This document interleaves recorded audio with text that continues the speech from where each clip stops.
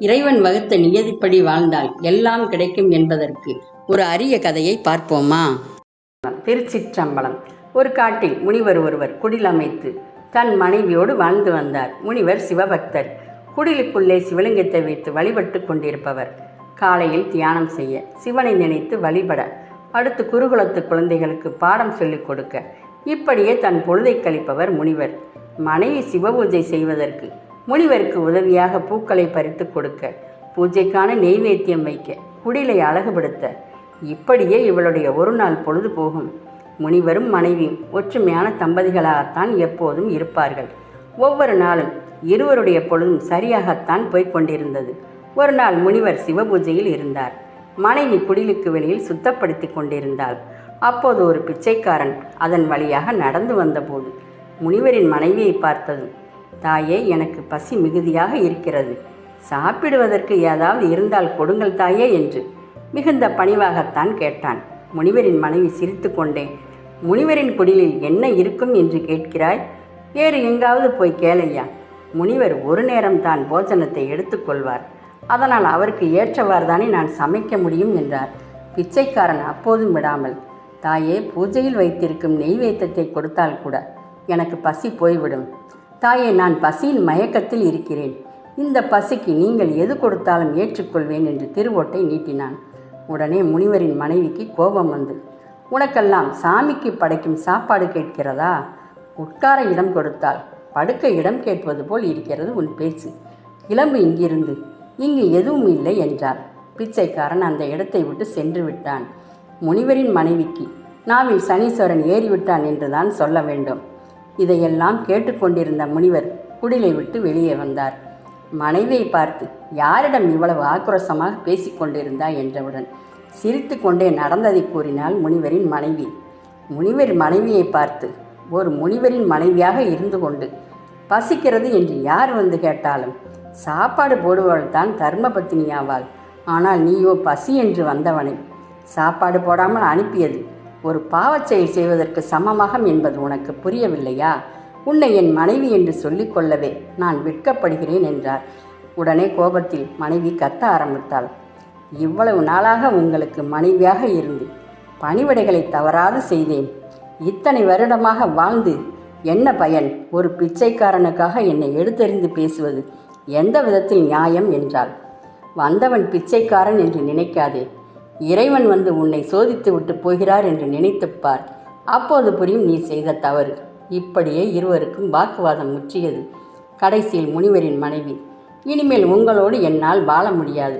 நான் என் தாய் வீட்டிற்கே செல்கிறேன்.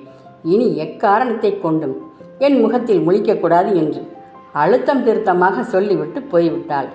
இத்தனை வருடம் வாழ்ந்த வாழ்க்கையில் எந்த பிரயோஜனமும் இல்லாமல் போய்விட்டது என்று மனைவியை நினைத்து மிகுந்த வருத்தப்பட்டார். மனைவி போனவுடன் முனிவர் குருகுலத்தில் இருந்து படித்து கொண்டிருந்த 2 இளைஞர்களை தன்னுடைய உதவிக்கு வைத்து கொண்டார். இப்படியே காலச்சக்கரம் சுழண்டு வருடங்கள் பல ஓடின. முனிவர் மிகவும் தளர்ந்து மரணம் வரும் தருவாயில் இருந்தார். மரணிக்கு முன் தன் மனைவியை பார்க்க வேண்டும் என்று நினைத்தார். தன்னுடன் இருந்த இருவரையும் அழைத்து, என் நிலைமையை சொல்லி என் மனைவியை அழைத்து வாருங்கள் என்றார் முனிவர். இருவரும் முனிவரின் மனைவியை நேரில் போய் பார்த்து முனிவரை பற்றி சொன்னார்கள். மனைவி அப்போதும் கலங்காத மனத்தோடு, முனிவர் இறந்தாலும் நான் அவர் முகத்தில் முழிக்க மாட்டேன் என்றார். முனிவர் மனைவி சொன்னதை அப்படியே வந்து இருவரும் சொன்னார்கள். முனிவர் இதை கேட்டதும் கண்ணீர் வடித்தார். சில மாதங்களிலே முனிவர் மனைவியை பார்க்க முடியவில்லையே என்று ஏக்கத்தோடு இறந்தார் என்றுதான் சொல்ல வேண்டும். முனிவருக்கு செய்ய வேண்டிய சாஸ்திரங்களை எல்லாம் உடனிருந்து 2 இளைஞர்களும் செய்து முடித்தார்கள். முனிவர் விட்டு சென்ற பணியை இருவரும் தொடர்ந்து செய்தார்கள். முனிவருக்கும் மனைவிக்கும் சண்டை வருவதற்கு காரணமாக இருந்த பிச்சைக்காரன் இலகிய மனம் படைத்தவன். முனிவரின் மனைவியை பல வருடங்கள் கழித்து பார்க்கச் சென்றான்.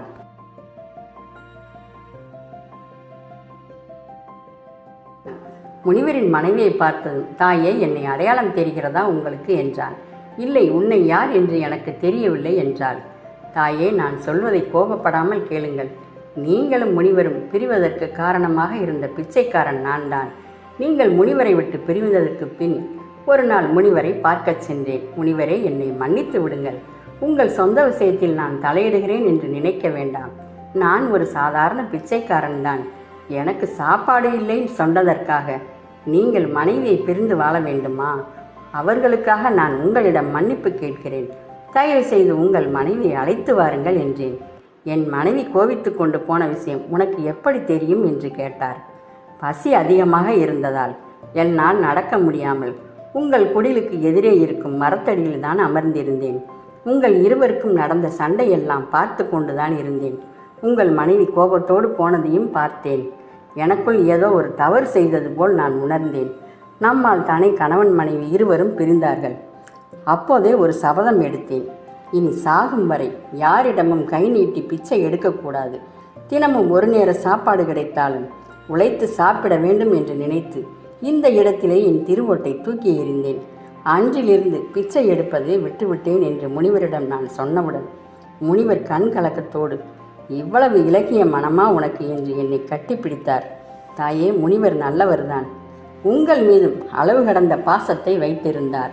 நான் முனிவரை அடிக்கடி பார்க்க போவேன். அப்போதெல்லாம் உங்களை பற்றித்தான் அதிகமாக பேசுவார். பிச்சைக்காரன் இதை சொன்னவுடன் முனிவரின் மனைவி அழுதாள். நான் இப்போதே என் கணவரை போய் பார்க்க வேண்டும் என்றார். தாயே, காலம் கடந்து நீங்கள் நினைக்கிறீர்கள். அவர் இறந்து 15 திங்கள் ஆகிவிட்டது என்றவுடன் முனிவரின் மனைவி, என் கணவர் இறந்து விட்டாரா என்று அழுது கத்தினார். பிச்சைக்காரன், தாயே, இன்னொன்றையும் உங்களிடம் சொல்கிறேன். முனிவர் என்னிடம் சொன்னது, ஒரு சமயம் முனிவர் பிரம்மதேவரை நேரில் பார்க்கும் வாய்ப்பு கிடைத்திருக்கிறது. அப்போது பிரம்மதேவர் முனிவரிடம், உனக்கு வேண்டிய ஒரு வரத்தை என்னிடம் கேளின், தருகிறேன் என்று சொல்லி இருக்கிறார். அதற்கு முனிவர் பிரம்மதேவரிடம், தனக்கு என்று எதுவும் கேட்காமல் என் மனைவிக்கு இந்த மனித பிறவி இந்த ஜென்மத்தோடு முடியட்டும், அடுத்த பிறவி எதுவும் வேண்டாம், வருடத்திற்கு ஒரு முறை பூக்கும் பிரம்மகமல பூவாக பூக்க வேண்டும் என்ற வரத்தை கேட்டிருக்கிறார். பிரம்மதேவர் சிரித்து கொண்டே, தருகிறேன் இந்த வரத்தை என்றாராம். பிரம்மதேவர் ஏன் சிரித்து கொண்டே இருந்தார் என்பது இப்போதுதான் எனக்கு புரிந்தது. இந்த வரத்தை கேட்பதில் எந்த பலனும் இல்லை என்பது பிரம்மதேவருக்கு தெரிந்திருக்கிறது என்றார் முனிவர் கவலையோடு. தாயே, நான் கிளம்புகிறேன் என்றான் பிச்சைக்காரன். முனிவரின் மனைவி பிச்சைக்காரன் கைகளை பிடித்து கொண்டு, அன்று நான் உனக்கு பசிக்கு சாப்பாடு போட்டிருந்தால் எனக்கு இந்த நிலைமை ஏற்பட்டிருக்காது. நான் இந்த ஜென்மத்தில் இப்படித்தான் வாழ வேண்டும் என்ற விதி இருக்கிறதோ என்னவோ, என்னை மன்னித்துவிடு என்றாள்.